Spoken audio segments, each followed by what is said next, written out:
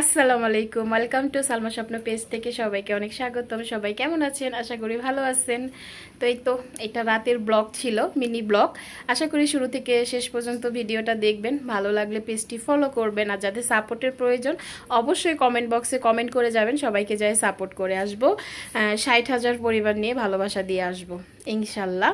আর রাতে হাজবেন্ডের জন্য খাবার রেডি করলাম, সেটাই আপনাদের সাথে শেয়ার করলাম। আর ভালোবেসে আজকে হাজবেন্ডকে প্রেজেন্ট করব পুটিং। মানে অতিরিক্ত গরম পড়ছে, এই গরমে কি সুন্দর খাবার, একটাই প্রিয় খাবার পুটিং। আর ভাইরাল জায়গায় গিয়ে তো আর কেক। আর 3 দিন পর আমার জামাই, আমার ভালোবাসার মানুষ বাসায় আসছে। হাজার হলো স্বামী তো অনেক ভালোবাসে, ভালোবেসে আজকে ওর জন্য পুটিং বানাইছি। দেখেন তো পুটিংটা কেমন হয়েছে। এই মাত্র চুলা থেকে নামাইছি, ওনাকে প্রেজেন্ট করলাম পুটিংটা। ইচ্ছা ছিল ফুড ব্লগার হব, কিন্তু কপালে তো আর নাই। তো এগুলা অনেক দিন মানে খুব ইচ্ছা ছিল, খুব শখ ছিল রান্নাবান্না। কেক পুটিং আগে বানাইতাম, মাঝখানে বাদ দিয়ে দিছি, এখন আবার বানানো শুরু করব। রোহান বড় হয়ে গেছে, ওকে স্কুলে টিফিন দিতে হবে। আর আজকে থেকে শুরু করলাম।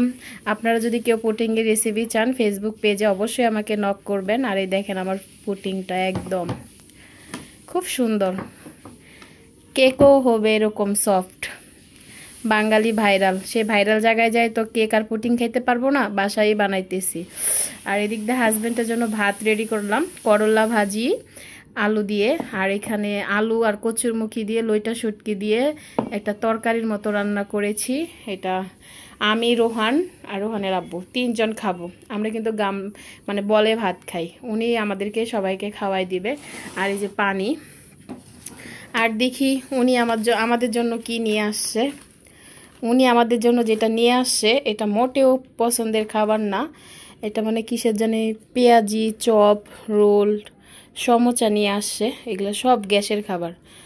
তো বাইরের খাবার আমি অ্যাভয়েড করতেছি, বেশি একটা খাচ্ছি না, তাও নিয়ে আসছে। এর থেকে যদি হাজব্যান্ড হাতে করে 2টা পেয়ারা নিয়ে আসতো তাও ভালো হইতো। আজকে পেয়ারা খাইতে মন চাইছিল, বাইরে গেছিলাম। যাই হোক আনছে, এখন কি করা যাবে, খাইতে হবে। এটা হলো আমাদের রাতের